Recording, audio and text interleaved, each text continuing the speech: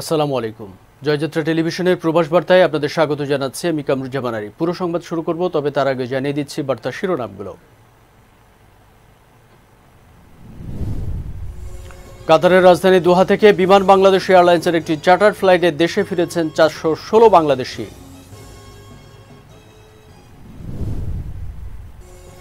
ইতালির রোমে অবস্থিত বাংলাদেশ দূতাবাস ও মিলান কনসুলার অফিসকে দালাল ও দুর্নীতিমুক্ত করতে অবস্থান কর্মসূচি পালিত। প্রতারণার ফাঁদ পেতে ফেঁসে গেলেন শওকত শামীম নামে যুক্তরাষ্ট্রের ক্যালিফোর্নিয়ার সিলিকন ভ্যালির এক প্রবাসী বাংলাদেশি। এতক্ষণ শুনছিলেন প্রবাস বার্তা শিরোনাম, এবারে থাকছে বিস্তারিত। কাতারের রাজধানী দোহা থেকে বিমান বাংলাদেশ এয়ারলাইন্সের একটি চার্টার্ড ফ্লাইটে দেশে ফিরেছেন 416 বাংলাদেশি। বৃহস্পতিবার সকাল 6টা 19 হজরত শাহজালাল আন্তর্জাতিক বিমানবন্দরে পৌঁছন তারা। বিমান বাংলাদেশ এয়ারলাইন্সের উপমহাব্যবস্থাপক তাহিরা খন্দকার এই তথ্য নিশ্চিত করেন।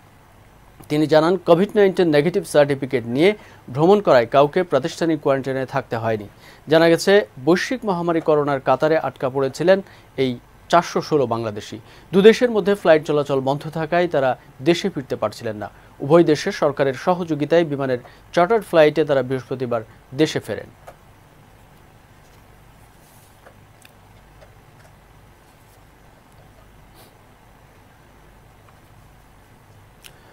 প্রতারণার ফাঁদ পেতে ফেঁসে গেছেন ক্যালিফোর্নিয়ার এক প্রবাসী বাংলাদেশি। তার নাম শওকত শামীম। তিনি বসবাস করেন যুক্তরাষ্ট্রের সিলিকন ভ্যালি সংলগ্ন সান্তা ক্লারায়। তথ্য প্রযুক্তি জগতের রাজধানী হিসেবে পরিচিত সিলিকন ভ্যালিতে ইউপ্লাস নামক কোম্পানির অফিস খুলে সেই কথিত সফটওয়্যারের শেয়ার বিক্রির ক্ষেত্রেও ধান্দাবাজির আশ্রয় নেন তিনি। কোকাকোলা, ক্রাফট, নেটফ্লিক্সের মতো কোম্পানিগুলো ইউপ্লাসের শেয়ার উচ্চ মূল্যে ক্রয় করেছে বলে গত বছরের আগস্টে প্রচার করেন শওকত শামীম। ব্যবসায় আগ্রহীদের ফাঁদে ফেলায় শেয়ার বিক্রির পক্ষে ব্যাংকের ভুয়া বিবরণী প্রকাশ করা হয়।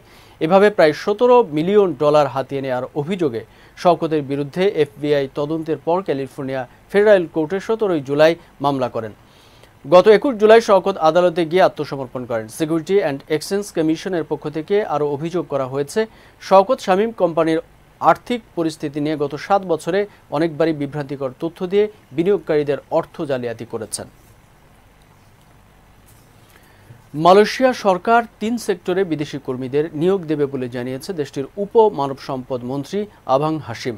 মন্ত্রী জানায়, সরকার সিদ্ধান্ত নিয়েছে বিদেশি শ্রমিকদের উপর নির্ভরতা হ্রাস করতে। এখন থেকে নির্মাণ, বৃক্ষরোপণ ও কৃষি খাতে বিদেশি শ্রমিক নিয়োগের অনুমতি দেওয়া হবে। বর্তমানে এই 3টি সেক্টর বাদে যেসব সেক্টরে বিদেশি কর্মী কাজ করছে তাদের পরিবর্তে স্থানীয়দের নিয়োগ দেওয়া হবে। বিদেশি শ্রমিকদের সংখ্যা হ্রাস করতে সরকারের গৃহীত উদ্যোগগুলো সম্পর্কে বুধবার লুবক আন্টুর সংসদ সদস্য জুগা মুঙ্গায়ের এক প্রশ্নের জবাবে তিনি বলেন, বিদেশি কর্মীদের উপর নির্ভরতা কমাতে সরকার আগে এই পদক্ষেপের কথা জানিয়েছেন। বর্তমানে মানব সম্পদ মন্ত্রণালয়ে নিবন্ধিত 2 মিলিয়নেরও বেশি বিদেশি কর্মচারী রয়েছেন। বিদেশি শ্রমিক নিয়োগ বন্ধ রয়েছে। সরকার পরের বছর নির্মাণ, কৃষি ও বৃক্ষরোপণ খাতকে বিদেশি শ্রমিক নিয়োগের অনুমতি দেওয়ার বিষয়ে বিবেচনা করা হবে বলেও জানান উপ মানব সম্পদ মন্ত্রী। ইতালির রোমে অবস্থিত বাংলাদেশ দূতাবাস ও মিলান কনসুলার অফিসকে দালাল ও দুর্নীতিমুক্ত করতে দালাল নির্মূল ও দুর্নীতিমুক্ত প্রতিরোধ কমিটি কর্তৃক আয়োজিত অবস্থান কর্মসূচি পালিত হয়েছে। কমিটির আহ্বায়ক ও বাংলাদেশের সমিতির সভাপতি বাংলাদেশ আফতাব ব্যাপারীর সভাপতিত্বে সংক্ষিপ্ত বক্তব্য দেন কমিটির সংসদ সদস্য আলমগীর হোসেন, আব্দুর রব ফকির, নজরুল মাঝি, বাংলাদেশ সমিতির প্রতিষ্ঠাতা সভাপতি KM লোকমান হোসেন, বাংলাদেশ সমিতির বর্তমান সভাপতি জহুরুল আলম, ইতালি আওয়ামী লীগের যুগ্ম সাধারণ সম্পাদক MA রব মন্টি, ইতালি আওয়ামী লীগের প্রতিষ্ঠাতা সভাপতি বীর মুক্তিযোদ্ধা মাহতাব হোসেন সহ অন্যান্য নেতৃবৃন্দ। বক্তারা বলেন, বাংলাদেশে দূতাবাস পূর্বে যেখানে জনগণের সেবায় স্থল ছিল, আজ সেখানে পরিণত হয়েছে জনগণের দুর্ভোগের স্থান।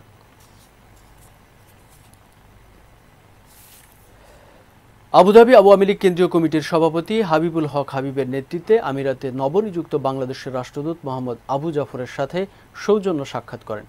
গতকাল দূতাবাসের হল রুমে সাক্ষাৎ অনুষ্ঠানে অন্যান্যের মাঝে উপস্থিত ছিলেন আবুধাবি আওয়ামী লীগের সাধারণ সম্পাদক আক্তার হোসেন রাজু, সহ সভাপতি এনামুল কবির রবিন, বাদল শিকদার, প্রকৌশলী আফজাল হোসেন ভূঁইয়া, মুক্তিযোদ্ধা আজিজুল হক, প্রকৌশলী আশিস বড়ুয়া, প্রকৌশলী আবুল ফয়েজ, দূতাবাসের প্রথম সচিব জুনায়েদ হোসেন সহ আরও অনেকে। এ সময় তারা দেশটিতে নিযুক্ত নব রাষ্ট্রদূতকে ফুলের শুভেচ্ছা জানানোর পর রাষ্ট্রদূত বলেন, প্রবাসের মাটিতে দলবল নির্বিশেষে সবার একটাই পরিচয়, তা হলো একজন বাংলাদেশি।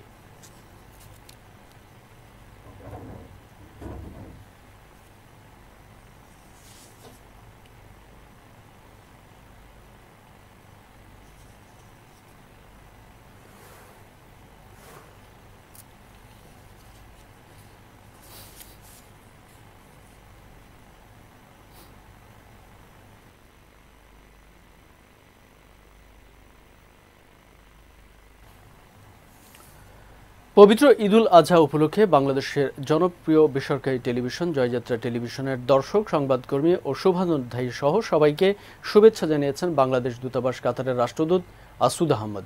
তিনি কাতারে করোনা ভাইরাস থেকে নিরাপদে থাকার জন্য সকল বাংলাদেশিকে নিজ নিজ জায়গা থেকে স্বাস্থ্য মেনে চলার আহ্বান জানান। এছাড়াও 2022 ফিফা ওয়ার্ল্ড কাপ কাতারে অনুষ্ঠিত হতে যাচ্ছে, এতে বাংলাদেশের শ্রমিকদের অনেক বেশি চাহিদা বেড়ে যেতে পারে বলেও মনে করেন তিনি।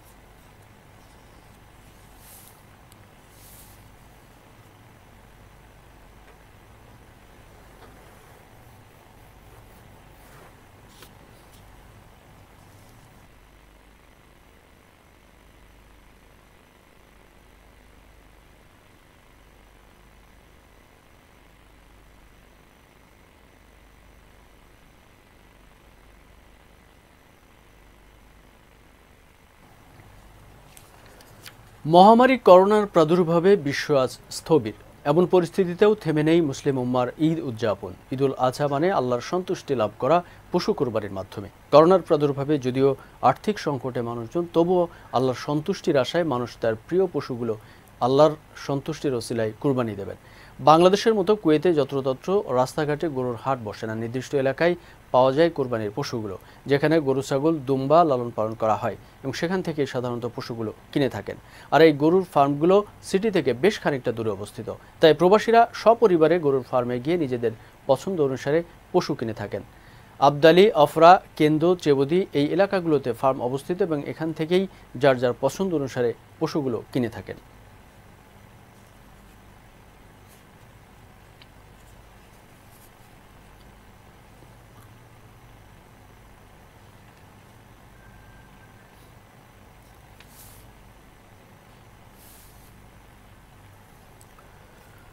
খুলনার আড়ংঘাটায় মোহাম্মদ বাচ্চু শেখ নামে বিদেশ ফেরত এক যুবককে ধারালো অস্ত্র দিয়ে কুপিয়ে হত্যা করা হয়েছে। বৃহস্পতিবার ভোরে মহানগরীর আড়ংঘাটা থানার তেলিগাতি মধ্যপাড়া নিজ ঘরের হত্যার শিকার হন তিনি। নিহত বাচ্চু শেখ স্থানীয় মোহাম্মদ আমজাদ শেখের ছেলে। খুলনা মেট্রোপলিটন পুলিশের এডিসি কানাইলাল সরকার এই তথ্য নিশ্চিত করেছেন। আড়ংঘাটা থানার ভারপ্রাপ্ত কর্মকর্তা কাজী রেজাউল করিম বলেন, হত্যাকাণ্ডের খবর পেয়ে বৃহস্পতিবার সকালে পুলিশ ঘটনাস্থল থেকে লাশ উদ্ধার করে ময়নাতদন্তের জন্য খুলনা মেডিকেল কলেজ হাসপাতালের মর্গে পাঠিয়েছে। প্রাথমিকভাবে হত্যাকাণ্ডের কারণ জানা যায়নি।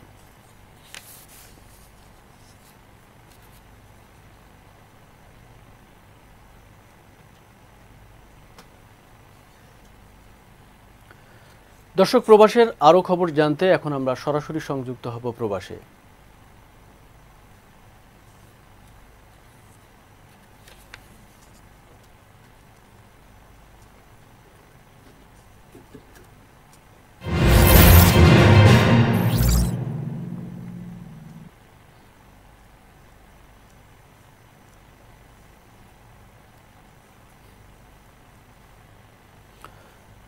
দর্শক, এই মুহূর্তে আমরা সরাসরি সংযুক্ত হব ইরাকে। ইরাক থেকে আমাদের সাথে আছেন ওসমান খান। আমরা জানবো ইরাকের বর্তমান করোনা পরিস্থিতি সহ সেখানকার সার্বিক অবস্থা সম্পর্কে।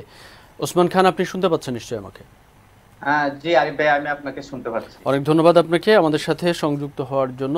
আপনি আমাদেরকে শুরুতেই যদি জানান, ইরাকের বর্তমান করোনা পরিস্থিতি এখন পর্যন্ত আসলে সর্বশেষ কি অবস্থা?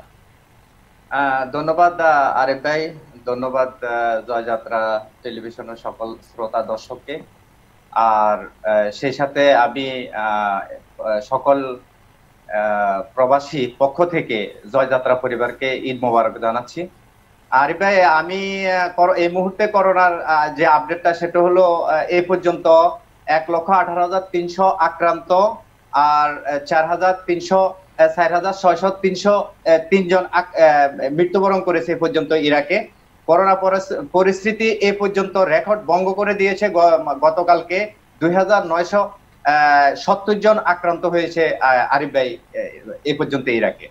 আর আমি আপনাকে বলে রাখি, যেহেতু বাংলাদেশের যে সমস্ত ভাইয়েরা আপনারা জানেন যে আমরা দীর্ঘদিন থেকে বলে আসতেছি, বর্তমানে এখানে তাপমাত্রা 50-এর ঊর্ধ্বে, 50-55 তাপমাত্রা। এর মাঝে আপনার বাংলাদেশি যে সমস্ত ভাইয়েরা করোনা আক্রান্ত অথবা যাদের কাজ নাই, সবকিছু মিলাই তারা এমন অবস্থাতে আছে যে আমরা এখন কোথায় যাব, কি করব, আমরা আসলে এই জিনিসগুলো খুঁজে পাচ্ছি না। আপনি জানেন আগামীকালকে ঈদ পালিত হবে সারা সুন্নি মুসলমানদের। সৌদি আরবের সাথে যারা সুন্নি মুসলমান তাদের ঈদ আগামীকালকে, এবং পরশুদিন এই দেশের শিয়াদের ঈদ। সেই অনুপাতে আপনাদেরকে অবগত করি যে আজকে থেকে 9 তারিখ পর্যন্ত টানা 11 দিনের 24 ঘন্টা লকডাউন দিয়ে দিচ্ছে ইরাক প্রশাসন। আরিফ ভাই, তো এই অবস্থায় আপনারা আসলে ঈদের জন্য কোনো প্রস্তুতি নিতে পারছেন কিনা, যখন করোনা পরিস্থিতি, বাংলাদেশি প্রবাসীদের কথা বিশেষ করে আমি জানতে চাচ্ছি যে করোনা পরিস্থিতিতে নাকাল, সেই সাথে আপনারা আগে থেকেই অবৈধ অবস্থায় সেখানে ইরাকে অবস্থান করছেন। ঈদ নিয়ে আপনাদের আসলে কি ধরনের পরিকল্পনা? আরিফ ভাই, ধন্যবাদ আপনাকে। আসলে ঈদ বলতে আমরা প্রবাসীরা, সারা পৃথিবীর প্রবাসীরা এই ঈদ বলতে এত কিছু আমরা বুঝি না। তবে প্রতিবার আমরা হয়তো ঈদের নামাজটুকু পড়তে পারি, কিন্তু এবার সেই ঈদের নামাজটুকু পড়া আমাদের পক্ষে সম্ভব না। আর এমনিতে আমরা আমাদের ঈদের প্রস্তুতি বলতে শুধু আমরা না, ইরাকের স্থানীয় যে সমস্ত ইরাকের নাগরিকরা আছে তারা কোনো ঈদের প্রস্তুতি নিচ্ছে না। কারণ অনেক আগ থেকে এখানের মাধ্যমে ধাপে ধাপে লকডাউন চলতেছে। এখানে কেনাকাটা বলতে কোনো কিছুই নাই, কোনো প্রকার, শুধুমাত্র খাওয়ার যে সমস্ত দ্রব্যগুলো এগুলা কেনার মাধ্যমে সীমাবদ্ধ ছিল। এবার ঈদ বলতে ইরাকের মাধ্যমে তেমন কিছু নাই। যেমন আপনার বাংলাদেশে যদিও এই করোনা ক্রান্তি লগ্নে বাংলাদেশের অনেক লোকেই কোরবান দিচ্ছে, সেটুকুই ইরাকের মাধ্যমে দেখা যাচ্ছে না আরিফ ভাই। আর আমরা বাংলাদেশি প্রবাসীরা যারা আছি, আমরা সবচেয়ে বড় করোনা চেয়ে বড় আতঙ্কে আছি বর্তমানে। আপনি জানেন গত শুক্রবারে আমাদের ইরাকের প্রায় 50-60 জন বাংলাদেশি প্রবাসীকে ইরাক প্রশাসন ধরে নিয়ে গেছে। আমরা করোনার পূর্ববর্তী সময় এরকম না, প্রায় 6 মাস আগে এক দিনে 1200-1300 বাংলাদেশি, অবৈধ বাংলাদেশিদেরকে, আমরা তো সবাই অবৈধ যেহেতু, তাদেরকে ধরেছে, জেলে দিয়েছে। জেলের বাংলাদেশি বাইরে কষ্টে আছে। এরই মাঝে আবার দরপাকড় শুরু হয়েছে। যতদিন পর্যন্ত ভাই আমরা বাংলাদেশ সরকারের কোনো সহযোগিতা না পাবো, ততদিন পর্যন্ত আমরা ঈদের চিন্তা করি না। আমরা শুধু চিন্তা করি কিভাবে আমরা ইরাকে বেঁচে থাকতে পারবো, কিভাবে আমরা আমাদের যে সমস্ত ইরাকে যে সমস্ত প্রবাসীরা আছে তারা দুমুঠো খেতে পারবে। আমরা এই মুহূর্তে থাকা এবং খাওয়া নিয়ে যে কষ্টে আছে, আপনি জানেন গত 23 জুলাই $200 কোটি বাংলাদেশে রেমিটেন্স প্রেরণ করেছে সারা পৃথিবীর প্রবাসীরা। সেখানে বাংলাদেশ সরকারের কাছে আমার বিনীতভাবে অনুরোধ, অন্তত আমরা খেয়ে দিয়ে যেভাবে বেঁচে আছি, যে সমস্ত ভাইয়েরা অন্তত জেলে আছে তাদেরকে বাংলাদেশে নেওয়ার একটু ব্যবস্থা করুক। কারণ বর্তমানে এত তাপমাত্রার ভিতরে 50-55 ডিগ্রি তাপমাত্রার মাধ্যমে, সুপ্রিয় দর্শক মন্ডলী, আসলে আমি বাংলাদেশের মতো এখানে একটি হাটে আছে, যেটা নির্দিষ্ট সরকারি হাট, যেটা সেখানে আছে, তবে নির্ধারিত স্থান। আরিফ ভাই, ওসমান খান, গোলাম মাওলা হাজারি, আপনি আমাদের সাথে থাকবেন। আমরা ইরাকে আছি এখন পর্যন্ত, আমরা ইরাক থেকে আপনার কাছে যাব। ওসমান খান, আপনি যে বিষয়টি বলছিলেন, আমরা আমি বলছি যে সমস্ত বাংলাদেশিরা জেলে আটক আছে 50-55 ডিগ্রি সেলসিয়াসের ভিতরে, আমরা এসির ভিতরে পর্যন্ত ঘামাইয়া যাচ্ছে। এই সমস্ত বাংলাদেশি ভাইরা দীর্ঘদিন থেকে কষ্ট করতেছে জেলের মাধ্যমে। বাংলাদেশ সরকারের মাধ্যমে যদি তাদেরকে দেশে পাঠানো যায়, দেখেন আমি প্রথমে বলেছি 23 দিনে যদি $200 কোটি বাংলাদেশে রেমিটেন্স প্রবাসীরা প্রেরণ করে, সারা পৃথিবীর সকল যেসব প্রবাসীরা যারা জেলে আছে তাদেরকে বাংলাদেশ সরকারের খরচে বাংলাদেশে নেওয়ার আকুল আবেদন জানাচ্ছি। এবং পাশাপাশি এই ইরাক থেকে বাংলাদেশে যদি এই মুহূর্তে কোনো বাংলাদেশি ভাই যেতে চায়, তাহলে বাংলাদেশের প্রায় 1-1.5 লক্ষ টাকা খরচা করে বাংলাদেশে যেতে হয়। আমাদের নুন আনতে পান্তাপুরে, আমরা খেতে পারতেছি না, আমরা থাকতে পারতেছি না। এই অবস্থাতে আপনারাই বলুন আমরা কিভাবে 1-1.5 লক্ষ টাকা খরচা করে বাংলাদেশে যাব? যদি আমাদের বাংলাদেশ সরকারের মাধ্যমে অন্তত টিকেটের দাম কমিয়ে এবং সরকার ভর্তুকি দিয়ে যদি বাংলাদেশের যে সমস্ত প্রবাসীরা কষ্টে আছে তাদেরকে নেওয়ার ব্যবস্থা করে, অন্তত আমরা একটু স্বস্তি পাবো।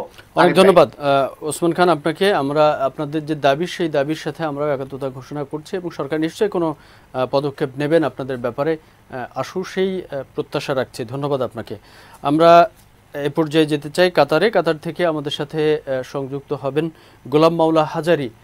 আমরা তার সাথে কথা বলবো সেখানের সর্বশেষ বর্তমান অবস্থা জানার জন্য। গোলাম মাওলা হাজারি, আপনি শুনতে পাচ্ছেন আমাকে? জি, আসসালামু আলাইকুম, আমি শুনতে পাচ্ছি আপনাকে। আপনাকে ধন্যবাদ আমাদের সাথে সংযুক্ত হওয়ার জন্য। আপনি এই মুহূর্তে কোথায় অবস্থান করছেন এবং আপনি আমাদেরকে জানাবেন যে সেখানকার সর্বশেষ। ধন্যবাদ আরিফ। আমি এই মুহূর্তে অবস্থান করছি কাতারের শহর থেকে 16 কিলোমিটার দূরে, যেখানে বাংলাদেশের মতো কোরবানির হাট বসেছে, সেখানে আমি অবস্থান করছি বর্তমানে। তবে বাংলাদেশের মতো বিচ্ছিন্নভাবে হাট বসে না এখানে। আপনাকে আমি দেখাতে চাচ্ছিলাম, আমি কি দেখাতে পারবো কিনা জানি না, তবে এখানেই হাট বসেছে অনেক নিরাপত্তার মাঝে, অনেক ব্যস্ত। সারা পৃথিবী থেকে এখানে ছাগল, গরু, আপনার বিভিন্ন জাতের এসেছে, আপনার কোরবানির পশু এসেছে। তবে নির্দিষ্ট জায়গায় এই হাটগুলো বসছে। আমি আপনাকে দেখাতে পারবো কিনা জানি না, তবে খুব নিরাপত্তার মাঝে আমরা দেখতে পাচ্ছি। গোলাম মাওলা হাজারি, আপনি আমাদেরকে বলবেন যে বাংলাদেশে আমরা দেখেছি যে হাটগুলো এখন যেটা বসছে সেটা নিয়ে কিন্তু বিভিন্ন মহল থেকে একটি প্রশ্ন উঠছে যে যখন সারা পৃথিবীতে করোনা পরিস্থিতি বিরাজ করছে তখন স্বাস্থ্যবিধি মেনে চলা এই হাটগুলোতে খুবই কঠিন হয়ে পড়ছে। তো সেখানে আপনি কাতারে যেখানে দেখছেন এই হাটটা, সেই হাটের কি অবস্থা আমাদেরকে একটু যদি জানান। মানে এখানে তো সরকারি, আমি আপনাকে একটা কথা জানিয়ে রাখতে চাই, এখানে নিরাপত্তা যেটা এখানে আপনার স্বাস্থ্যবিধি মেনেই হাটগুলো বসেছে, সেগুলো সরকারি হিসাব মতো বসেছে। আর এখানে সবসময় মেডিকেল টিম আছে, তারা দেখছে। আর আপনাদের সামাজিক দূরত্ব তো বজায় অবস্থায় রেখেছে। আর সমস্ত পশুর কানের ভিতরে আপনার একটা করে স্টিকার আছে, সেই স্টিকারে তাদের সমস্ত ডিটেল দেওয়া আছে এই কোরবানির বাজারে। আমি আপনাকে জানিয়ে রাখতে চাই, এখানে সবচেয়ে বেশি বিদেশিরাই এখানে এসেছে কোরবানির পশু কেনার জন্য। তার ভিতরে বাংলাদেশি আছেন, ইন্ডিয়ান আছেন, সমস্ত বিদেশিরা আছেন এখানে। তো আরেকটা জিনিস কি, সেটা হচ্ছে আপনার এখানে আমরা বাংলাদেশে যেরকম আমরা নিয়ম মানছে না, কিন্তু এখানের ব্যবস্থাটাই সম্পূর্ণ ভিন্ন। এখানে কোরবানির পশুর মাঝে আপনি দেখেন, এখানে হরেক রকম, যেমন আপনার তিউনিশিয়া থেকে, আপনার জর্দান থেকে, আপনার ইথিওপিয়া থেকে যে সমস্ত স্বাদের ছাগল বলি আমরা, আর এখানে যেটা গোট, আর এটা হচ্ছে আপনার ইথিওপিয়া থেকে এই ছাগলগুলো এসেছে। আর গরুর বাজার আলাদা। এরা আপনাকে আমি একটু দেখাতে চাই, আপনি দেখেন, আপনাকে দেখাতে চাচ্ছি আমি। জি, আমরা দেখতে পাচ্ছি এই যে এই সমস্ত হাটগুলো এখানে দেখেন কত নিরাপত্তার মাঝে, কত নিরাপত্তা বেষ্টনীর মাঝে হাটগুলো আছে। আপনি দেখেন এই ছাগলগুলো নিয়ে আসা হয়েছে আপনার ইথিওপিয়া থেকে। এইগুলো তো বাংলাদেশিরা এখানেই ভিড় করছেন, বা অন্যান্য দেশিরা এখানেই ভিড় করছেন। গোলাম মাওলা হাজারি, আপনি আমাদেরকে জানাতে পারবেন কিনা যে সেখানে এই যে পশুগুলো উঠেছে কোরবানির উপলক্ষে, সেগুলোর দাম নিয়ে যারা বাংলাদেশি আছে তাদের সাথে আপনি কথা বলতে পেরেছেন কিনা, যে দাম নিয়ে তাদের কোনো প্রশ্ন আছে কিনা বা তাদের কোনো অভিযোগ আছে কিনা বর্তমান করোনা পরিস্থিতির? যে আমি আমি আমি আমাদের অনেকে আছেন, আমি জানবো।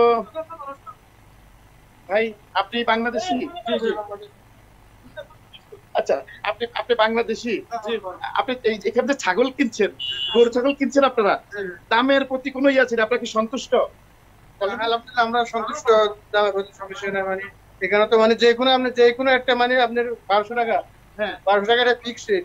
আপনি যেটা পছন্দ এটা নিতেছেন, কোনো সমস্যা নেই। আচ্ছা, আপনার আগের থেকে অনেকটুকু দাম বেশি। আগে কত বছর হচ্ছে? আগে এগুলো 600 টাকা ছিল, এখন প্রায় এটা রিডেবল হয়ে গেল না।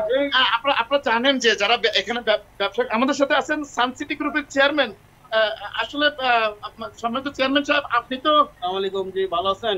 আলহামদুলিল্লাহ, আমরা ভালো আছি। উনি ওনাকে জিজ্ঞেস করবো, উনি তো বাজারে এসেছেন, উনি গরু না নিয়ে ছাগল কেন পছন্দ করেছেন? জি, অ্যাকচুয়ালি আমরা কোম্পানি থাকি এখানে, তো ছোট ছোট বিশেষ করে ছোট ছোট পশু আমরা কোম্পানি দেই, এটাই এখানকার রেওয়াজটাই বেশি। আপনারা দেখবেন ক্যাটেল মার্কেটে দেখবেন ছোট ছোট পশুই বেশি, সেই প্রমাণে আমরা এখানে ওইগুলি দিই। আর এখানে যেহেতু আপনার সরকারি ভাবে একটা বিধিনির্দেশ আছে, কাটাকাটি এগুলির ব্যাপারে সরকারের একটা নির্দিষ্ট জায়গা আছে, সেখানে কাটতে হয়, সেখানে জমা দিতে হয়। এই কারণে আমরা ছোট একটা পশু দিয়ে সেটাকে আমরা কোরবানি দিই। ধন্যবাদ আপনাকে। আসলে আরিফ ভাই, জি, এখানে তো নিয়ম আছে, আপনি বাড়িতে কিন্তু ছাগল জবাই করতে পারবেন না। এখানে স্লটারিং হাউস আছে, যেখানে নির্দিষ্ট জায়গা আছে সরকারি, সেখানেই আপনি কোরবানির পশু জবাই করতে পারবেন, এছাড়া বাইরে কোথাও পারবেন না। আরিফ, এটা আপনাকে জি। জানিয়ে রাখলাম। গোলাম মাওলা হাজারী, আপনি আমাদেরকে একটু জানাবেন যে এই যখন ঈদের আয়োজন চলছে, ঠিক সেই মুহূর্তে কাতারের করোনা পরিস্থিতির সর্বশেষ কি অবস্থা, আপনি যদি আমাদেরকে একটু জানিয়ে দিতেন। ধন্যবাদ। আপনি আসলে সারা বিশ্বের যে সবচেয়ে বেশি এখানে নিরাপত্তা বজায় রেখে তারা চলছে। আর কাতারে করোনা পরিস্থিতি বর্তমানে অনেক ভালো, সুস্থতার দিকে অনেক ভালো। গতদিন ছিল 205 জন তাদের করোনা ভাইরাসে। আপনি জানেন যে এখানে এ পর্যন্ত করোনা ভাইরাস শুরু হওয়া পর্যন্ত এখানে 164 জন মানুষ করোনায় আক্রান্ত হয়ে মারা গিয়েছেন। তার মাঝে বাঙালি আছেন 24 জন। আর কাতার সরকার যে সময় করোনা ভাইরাসের যে নিরাপত্তা রেখেছেন বাংলাদেশের শ্রমিকদেরকে, সব দিক থেকে কাতার সরকার অনেক রকম সুবিধা দিয়েছেন। আর চিকিৎসা ব্যবস্থা এমন রেখেছেন, আমি আপনাকে বলতে পারবো না যে এই সরকার বাহিরের শ্রমিকদের জন্য যে ধরনের নিরাপত্তা রেখেছে অনেক ভালো। মানে আপনাকে আমি জি, আপনি আমাদেরকে জানাবেন যে ঈদ আমাদের অনুষ্ঠিত হতে যাচ্ছে আগামী কাল থেকেই বিভিন্ন দেশে কিন্তু ঈদ অনুষ্ঠিত হতে যাচ্ছে। এটা আপনাকে একটি খুব সুন্দর খবর দিচ্ছি যে কাতারের সমস্ত মসজিদগুলো খুলে দিয়েছে। আমরা গত ঈদুল ফিতরের নামাজ পড়তে পারি নাই, করোনা ভাইরাসের প্রাদুর্ভাবের যে নিয়ম ছিল, কিন্তু আমরা ঈদুল আজহার নামাজ পড়তে পারবো। আমরা দেখতে পেরেছি যে এই ঈদুল আজহার নামাজের জন্য সমস্ত সবকিছু রেডি করছে তারা মসজিদগুলো। তো আমরা ইনশাল্লাহ, যদি আল্লাহ চাহে, তো আমরা ইনশাল্লাহ আগামী দিন আমরা ঈদের নামাজ পড়বো, ঈদুল আজহার নামাজ। আমরা আপনাদেরকে সবকিছু নিউজ পাঠাবো ইনশাল্লাহ। আপনাকে ধন্যবাদ, আপনাকে অসংখ্য ধন্যবাদ আমাদের সাথে সংযুক্ত হয়ে জানানোর জন্য কাতারের বর্তমান অবস্থা। ছিলাম এখানে, আমি যেখানে কথা বলছি সেখানে 48 ডিগ্রি সেলসিয়াসের মাঝে আছি আমরা। অনেক ধন্যবাদ গোলাম মাওলা হাজারী আপনাকে। আমরা এই পর্যায়ে যেতে চাই ওমান থেকে আমাদের সাথে সংযুক্ত হবেন পলাশ শীল। আমরা ওমানের বর্তমান করোনা পরিস্থিতি সহ সার্বিক অবস্থা জানবো তার কাছ থেকে। পলাশ শীল, আপনি শুনছেন নিশ্চয়ই আমাকে? পলাশ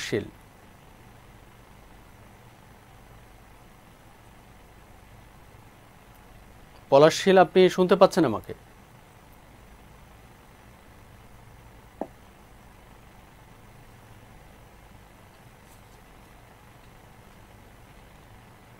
পলাশ, আমরা সংযুক্ত হওয়ার চেষ্টা করছি। আমাদের সাথে ওমান থেকে আছেন পলাশ শীল। আমরা পলাশ শীলের সাথে জানার চেষ্টা করব ওমানের বর্তমান অবস্থা সম্পর্কে। পলাশ শীল, আপনি শুনছেন আমাকে?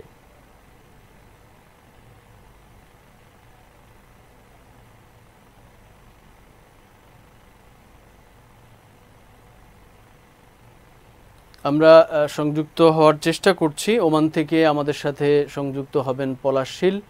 আমরা পলাশ শীলের কাছ থেকে জানবো ওমানের বর্তমান করোনা পরিস্থিতি সহ সেখানকার বাংলাদেশি প্রবাসীদের বর্তমান অবস্থা সম্পর্কে। পলাশ শীল,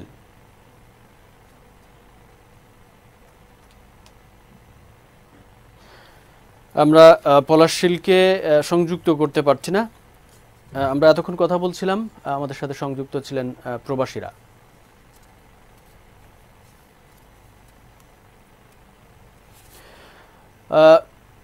শেষ করব আজকের প্রবাস বার্তা, তবে তার আগে জানিয়ে দিচ্ছি শিরোনামগুলো আরও একবার। কাতার রাজধানী দোহা থেকে বিমান বাংলাদেশ এয়ারলাইন্সের একটি চার্টার্ড ফ্লাইটে দেশে ফিরেছেন 416 বাংলাদেশি। ইতালির রোমে অবস্থিত বাংলাদেশ দূতাবাস ও মিলান কনসুলার অফিসকে দালাল ও দুর্নীতিমুক্ত করতে অবস্থান কর্মসূচি পালিত। এবং প্রতারণার ফাঁদ পেতে ফেসে গেলেন শওকত শামীম নামে যুক্তরাষ্ট্রের ক্যালিফোর্নিয়ার সিলিকন ভ্যালির এক প্রবাসী বাংলাদেশি।